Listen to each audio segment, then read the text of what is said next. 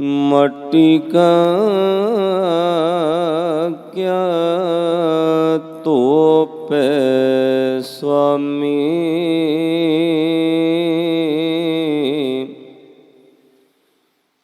मानस की गत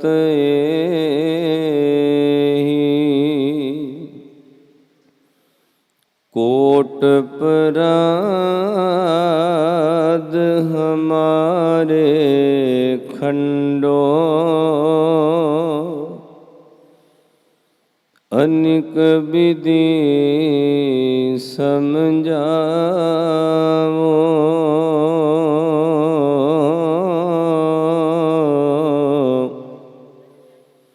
हम अज्ञान अल्प मत थोरी,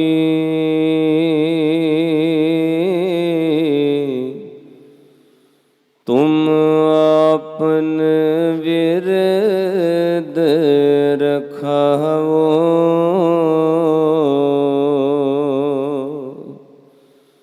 मैं मूर्ख की केतक बात है,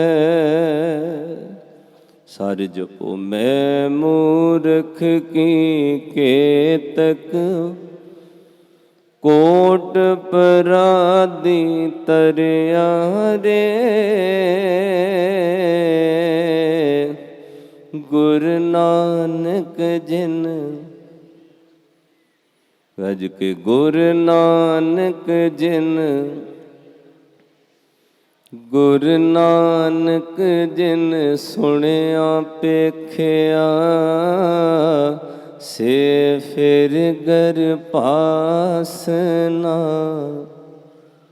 से फिर गर पासना। गुरु नानक जिन सुनिया पेखिया, से फिर गर पास ना परिया। सतगुर केवल हारे, सतगुर केवल हारे अपने, सतगुर केवल हारे, सतगुर केवल हारे। सतगुर गज के सत्संग सतगुर केवल।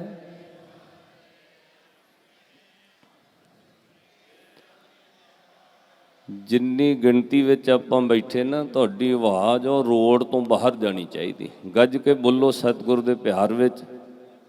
और जिन्हां सेवादारां दी ड्यूटी संगत नूं नमस्कार कराउण ते लगी है, उन्हां नूं बेनती सिर्फ इशारे विच ही संगत नूं कहना है, तुहाडी आवाज़ नहीं उच्ची होनी चाहिए। आओ गज के पढ़ो। सतगुर केवल हारे अपने, सतगुर केवल हारे, सतगुर केवल हारे अपने, सतगुर केवल हारे, सतगुर केवल।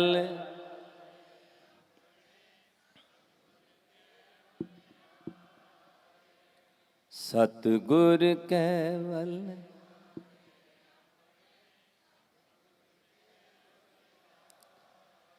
आगे सुख पाशे सुख सहजा, आगे सुख पाशे सुख सहजा, आगे सुख वाह वाह, आगे घर आनंद हमारे अपने, सतगुर केवल हारे, सतगुर केवल हारे अपने, सतगुर केवल हारे, सतगुर केवल।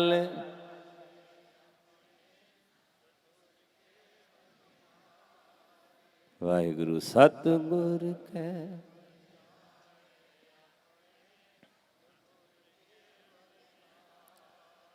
आखो सतनाम श्री, गज के आखो सतनाम श्री।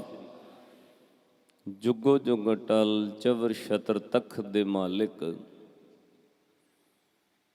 ਗੁਰਤਾ ਗੱਦੀ ਤੇ ਵਿਰਾਜਮਾਨ ਸਤਿਗੁਰੂ ਧੰਨ ਧੰਨ ਆਦਿ ਸਾਹਿਬ ਸ੍ਰੀ ਗੁਰੂ ਗ੍ਰੰਥ ਸਾਹਿਬ ਮਹਾਰਾਜ ਜੀਆਂ ਦੀ ਸੇਵਾ ਕਰਨ ਵਾਸਤੇ ਸੇਵਾਦਾਰਾਂ ਨੂੰ ਸੇਵਾ ਦੀ ਦਾਤ ਬਖਸ਼ਿਸ਼ ਕੀਤੀ ਹੈ। ਔਰ ਸਾਧ ਸੰਗਤ ਵਿੱਚ ਬਹਿ ਕੇ ਕਥਾ ਕੀਰਤਨ ਸਰਵਣ ਕਰਨਾ ਵੀ ਬਹੁਤ ਵੱਡੀ ਭਗਤੀ ਹੈ।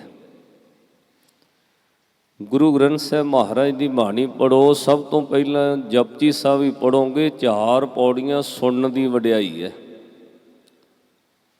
ਸੁਣੈ ਸਿੱਧ ਪੀਰ ਸੁਰਨਾਥ, ਸੁਣੈ ਧਰਤ ਧਵਲ ਆਕਾਸ਼, ਸੁਣੈ ਦੀਪ ਲੋ ਪਾਤਾਲ, ਸੁਣੈ ਪੋਹ ਨਾ ਸਕੈ ਕਾਲ। ਤੇ ਵਾਰ-ਵਾਰ ਹਰੇਕ ਪੌੜੀ ਨਾਲ 4 ਪੌੜੀਆਂ 'ਚ ਪਤਾ ਕੀ ਲਿਖਿਆ? ਨਾਨਕ ਭਗਤਾਂ ਸਦਾ ਵਿਗਾਸ, ਸੁਣੈ ਦੁਖ ਪਾਪ ਕਾ ਨਾਸ। ਸੁਣਨ ਨਾਲ 2 ਚੀਜ਼ਾਂ ਦਾ ਨਾਸ਼ ਹੋ ਜਾਂਦਾ, ਦੁੱਖ ਦਾ ਵੀ ਤੇ ਪਾਪ ਦਾ ਵੀ। ਦੁੱਖਾਂ ਦੀ ਜੜ ਪਾਪ ਹੈ। ਸ੍ਰੀ ਗੁਰੂ ਗ੍ਰੰਥ ਸਾਹਿਬ ਮਹਾਰਾਜ ਦੀ ਬਾਣੀ ਨੇ ਕਿਹਾ ਪਹਿਲਾਂ ਤੂੰ ਪਾਪ ਕਰਦਾ ਫਿਰ ਦੁੱਖ ਪੈਦਾ ਹੁੰਦੇ ਨੇ। ਪਹਿਲਾਂ ਅੰਦਰ ਜੜ ਲੱਗਦੀ ਹੈ ਪਾਪ ਦੀ, ਫਿਰ ਉਹਦੇ ਬਦਲੇ ਵਿੱਚ ਦੁੱਖ ਮਿਲਦਾ ਹੈ। ਇਸ ਲਈ ਦੱਦਾ ਦੋਸ਼ ਨਾ ਦੇਊ ਕਿਸੇ, ਕਿਉਂ ਦੋਸ਼ ਕਰਮਾਂ ਆਪਣਿਆਂ। ਭਾਈ ਤੇਰੇ ਪਾਪਾਂ ਤੇਰੇ ਕਰਮਾਂ ਦਾ ਫਲ ਹੈ। ਦੋਵੇਂ ਚੀਜ਼ਾਂ ਨਾਸ਼ ਹੋ ਜਾਂਦੀਆਂ। ਸੁਣੈ ਦੁਖ ਪਾਪ ਕਾ ਨਾਸ, ਸਭ ਤੋਂ ਵੱਡੀ ਭਗਤੀ ਹੈ ਸੁਣਨਾ। ਆਓ ਸਤਿਗੁਰੂ ਸੱਚੇ ਪਾਤਸ਼ਾਹ ਜੀ ਨੇ ਆਪਾਂ ਸਾਰਿਆਂ ਨੂੰ ਜੋੜਿਆ। ਕਿਸੇ ਵੀ ਰਹਿਬਰ ਪੈਗੰਬਰ ਦਾ ਅਵਤਾਰ ਦਾ ਇਸ ਧਰਤੀ ਤੇ ਹੋਣਾ, ਉਹਦਾ ਕਾਰਨ ਹੁੰਦਾ ਹੈ ਕਿ ਉਸ ਵਕਤ ਦੇ ਹਾਲਾਤ ਸਹੀ ਨਹੀਂ। ਉਸ ਵਕਤ ਦੇ ਲੋਕਾਂ ਵਿੱਚ ਅਗਿਆਨਤਾ ਦਾ ਅੰਧਕਾਰ ਹੈ।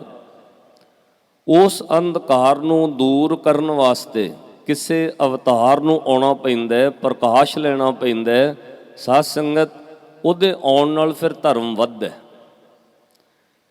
ਧਰਤੀ ਜਿਹੜੀ ਹੈ ਉਹ ਧਰਮ ਦੇ ਆਸਰੇ ਖੜੀ ਹੈ। ਜਦੋਂ ਜਦੋਂ ਪਾਪ ਵਧਣਗੇ ਤਦੋਂ ਤਦੋਂ ਇਸ ਧਰਤੀ ਉੱਤੇ ਸਾਧ ਸੰਗਤ ਕੋਈ ਨਾ ਕੋਈ ਭਗਤੀ ਵਾਲੇ ਬੰਦਗੀ ਵਾਲੇ ਰਹਿਬਰ ਅਵਤਾਰ ਪੈਗੰਬਰ ਔਲੀਆ ਆਉਂਦੇ ਨੇ। ਉਹ ਇਸ ਧਰਤੀ ਦੇ ਕਿਸੇ ਨਾ ਕਿਸੇ ਟੁਕੜੇ ਤੇ ਲੋਕਾਂ ਨੂੰ ਧਰਮ ਨਾਲ ਜੋੜਦੇ ਨੇ। ਧਰਤੀ ਫਿਰ ਸਥਿਰ ਹੋ ਜਾਂਦੀ ਹੈ। ਇਹਨੂੰ ਭਾਈ ਗੁਰਦਾਸ ਸਾਹਿਬ ਨੇ ਕਿਹਾ ਕੋਈ ਨਾ ਥੰਮੇ ਸਾਧ ਬਿਨ ਸਾਧ ਨਾ ਦਿਸੈ, ਜੱਗ ਵਿੱਚ ਕੋਆ। ਸ੍ਰੀ ਗੁਰੂ ਨਾਨਕ ਸਾਹਿਬ ਮਹਾਰਾਜ ਜੀਆਂ ਨੇ ਇਸ ਧਰਤੀ ਤੇ ਪ੍ਰਕਾਸ਼ ਲੈ ਕੇ ਫਿਰ ਧਰਮ ਨੂੰ ਵਧਾਇਆ ਔਰ ਸਾਧ ਪੈਦਾ ਕੀਤੇ। ਆਓ ਪਾਤਸ਼ਾਹ ਦੀ ਵਡਿਆਈ ਵਿੱਚ ਆਪਾਂ ਕੁਝ ਮਿੰਟ ਜੁੜਨਾ ਹੈ। ਸਾਧ ਸੰਗਤ, ਇਹ ਸੱਚਾਈ ਹੈ ਸ੍ਰੀ ਗੁਰੂ ਨਾਨਕ ਸਾਹਿਬ ਮਹਾਰਾਜ ਜੀਆਂ ਦਾ। ਆਪਾਂ ਵੀ ਬਹੁਤ ਵੱਡੇ ਪੱਧਰ ਉੱਤੇ ਗੁਰਪੁਰਬ ਮਨਾ ਰਹੇ ਹਾਂ ਔਰ ਪੂਰੇ ਵਿਸ਼ਵ ਦੇ ਅੰਦਰ ਜਿੱਥੇ ਜਿੱਥੇ ਵੀ ਗੁਰੂ ਨਾਨਕ ਨਾਮ ਲੇਵਾ ਸਿੱਖ ਵਿਰਾਜ ਰਹੇ ਹਨ, ਸਾਧ ਸੰਗਤ, ਉਹ ਸਦੀਆਂ ਤੋਂ ਗੁਰੂ ਨਾਨਕ ਸਾਹਿਬ ਦੀ ਵਡਿਆਈ ਕਰ ਰਹੇ ਨੇ। ਅੱਜ ਵੀ ਹੋ ਰਹੀ ਹੈ। ਅੱਜ ਤੋਂ ਬਾਅਦ ਵੀ ਸਦੀਆਂ ਤੱਕ ਵਡਿਆਈ ਹੋਏਗੀ। ਇਹ ਸੱਚਾਈ ਹੈ। ਇਹਨੂੰ ਬਾਹਰੀ ਤੌਰ ਤੇ ਕੋਈ ਝੂਠੀ ਨਿਮਰਤਾ ਜਾਂ ਬਾਹਰੀ ਅੱਖਰ ਨਾ ਸਮਝੀਏ। ਇਹ ਹਕੀਕਤ ਹੈ। ਸਾਧ ਸੰਗਤ, ਸ਼੍ਰੀ ਗੁਰੂ ਨਾਨਕ ਸਾਹਿਬ ਮਹਾਰਾਜ ਦੀ ਵਡਿਆਈ ਸਦੀਆਂ ਹੋ ਗਈਆਂ ਨੇ, ਸਦੀਆਂ ਤੱਕ ਹੁੰਦੀ ਰਹੇ ਗਈ। ਇਸ ਧਰਤੀ ਤੇ ਜਿੰਨੀ ਦੇਰ ਇਹ ਧਰਤੀ ਦਾ ਬ੍ਰਹਮੰਡ ਵਿੱਚ ਟੁਕੜਾ ਰਹੇਗਾ, ਗੁਰੂ ਨਾਨਕ ਸਾਹਿਬ ਮਹਾਰਾਜ ਦੀ ਵਡਿਆਈ ਮੁੱਕੇਗੀ ਨਹੀਂ। ਅਸੰਖਾਂ ਜਨਮ ਲੈ ਕੇ ਵੀ ਆਪਾਂ ਗੁਰੂ ਨਾਨਕ ਸਾਹਿਬ ਦੀ ਵਡਿਆਈ ਨਹੀਂ ਪੂਰੀ ਕਰ ਸਕਦੇ। ਜੇ ਕੋ ਕਹੀਏ ਨਾ ਵੀ ਜਨਮ ਲੈ ਕੇ ਹੋਰ ਵਡਿਆਈ ਕਰੀਏ, ਵਡਿਆਈ ਮੁੱਕ ਜਾਏਗੀ, ਨਹੀਂ। ਗੁਰੂ ਨਾਨਕ ਸਾਹਿਬ ਮਹਾਰਾਜ ਦੀ ਵਡਿਆਈ ਪ੍ਰਗਟ ਭਈ ਸਗਲੇ ਯੁੱਗ ਅੰਤਰ, ਗੁਰੂ ਨਾਨਕ ਕੀ ਵਡਿਆਈ।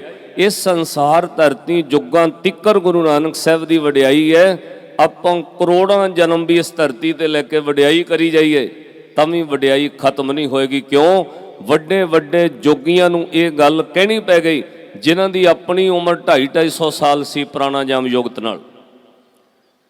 ਵਧਾਈ ਹੋਈ ਉਮਰ ਪ੍ਰਾਣਾਯਾਮ ਯੁਗਤੀ ਨਾਲ ਜਿਨ੍ਹਾਂ ਦੀ ਉਮਰ ਵੱਡੀ ਸੀ, ਉਹ ਕਮਾਈਆਂ ਵਾਲੇ ਵੀ ਹੱਥ ਜੋੜ ਕੇ ਕਹਿੰਦੇ ਰਹੇ, ਧੰਨ ਗੁਰੂ ਨਾਨਕ ਸਾਹਿਬ ਮਹਾਰਾਜ, ਉਮਰ ਭਾਵੇਂ ਸਾਡੀ ਵੱਡੀ ਹੈ ਪਰ ਹੇ ਗੁਰੂ ਨਾਨਕ ਕਮਾਈ ਤੇਰੀ ਵੱਡੀ ਹੈ। ਸਿੱਧ ਬੋਲਣ ਸ਼ੁਭ ਬਚਨ, ਧੰਨ ਨਾਨਕ ਤੇਰੀ ਵੱਡੀ ਕਮਾਈ।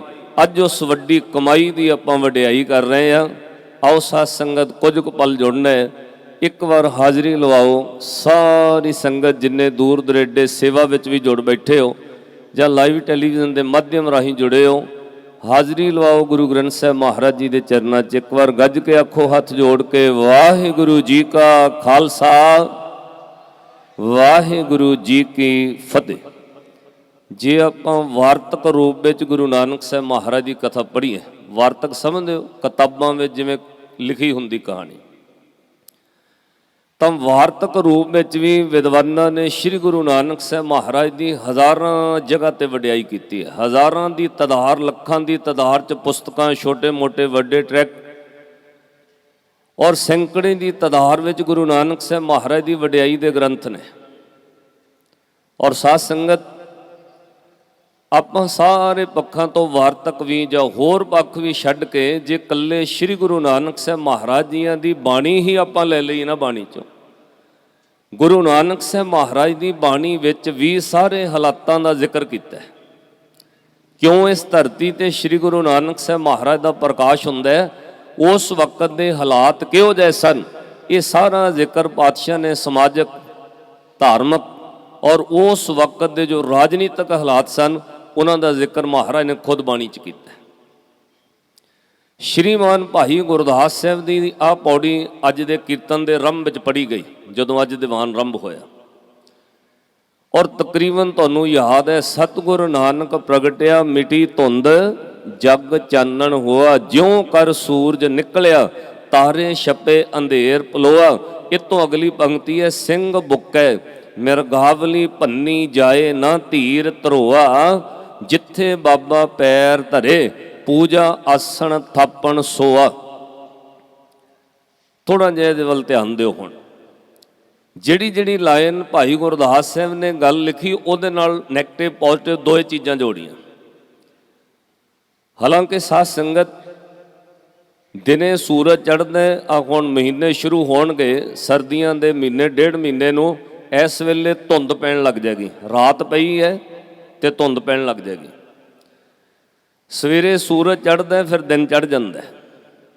ਭਾਈ ਗੁਰਦਾਸ ਸਾਹਿਬ ਨੇ ਇਹਨਾਂ ਪੌੜੀਆਂ ਵਿੱਚ ਸੂਰਜ ਦਾ ਜ਼ਿਕਰ ਧੁੰਦ ਨਾਲ ਨਹੀਂ ਕੀਤਾ, ਸੂਰਜ ਦਾ ਜ਼ਿਕਰ ਤਾਰਿਆਂ ਨਾਲ ਕੀਤਾ। ਤੇ ਧੁੰਦ ਦੇ ਨਾਲ ਜਦੋਂ ਅੱਧੀ ਪੰਕਤੀ ਜੋੜ ਕੇ ਲਿਖੀ, ਉਹ ਗੁਰੂ ਨਾਨਕ ਸਾਹਿਬ ਦੇ ਪ੍ਰਕਾਸ਼ ਨਾਲ। ਸਤਿਗੁਰ ਨਾਨਕ ਪ੍ਰਗਟਿਆ, ਬਦਲੇ 'ਚ ਕੀ ਹੋਇਆ? ਬਾਅਦ ਵਿੱਚ ਮਿਟੀ ਧੁੰਦ, ਜਗ ਚਾਨਣ ਹੋਆ। ਜਿਹੜੇ ਵੀ ਸ਼ਬਦ ਵਰਤੇ ਜਾਂਦੇ ਨੇ ਗੁਰਮਤਿ ਵਿੱਚ ਜਾਂ ਧਾਰਮਿਕ ਵਿਦਿਆ ਵਿੱਚ, ਕੁਝ ਪ੍ਰਤੀਬਿੰਬ, ਕੁਝ ਇਸ ਤਰ੍ਹਾਂ ਦੇ ਸ਼ਬਦ ਹੁੰਦੇ ਨੇ ਜਿਨ੍ਹਾਂ ਦਾ ਅਰਥ ਭਾਵ ਬਹੁਤ ਗਹਿਰਾ ਹੁੰਦਾ ਹੈ। ਉਹਨੂੰ ਅੱਖਰਾਂ ਤੌਰ ਤੇ ਤੁਸੀਂ ਅਰਥ ਨਹੀਂ ਕਰ ਸਕਦੇ। ਜੇ ਵਾਰੀ ਤੌਰ ਤੇ ਅੱਖਰੀ ਅਰਥਾਂ ਵਿੱਚ ਕਵਾਂਗੇ, ਉਹ ਅਰਥ ਗਲਤ ਵੀ ਹੋ ਸਕਦੇ ਨੇ। ਅੱਜ ਕੋਈ ਕਹਿ ਸਕਦਾ ਪ੍ਰਕਾਸ਼ ਤਾਂ ਅੱਜ ਵੀ ਹੈ ਗੁਰੂ ਨਾਨਕ ਸਾਹਿਬ ਜੀ ਦਾ,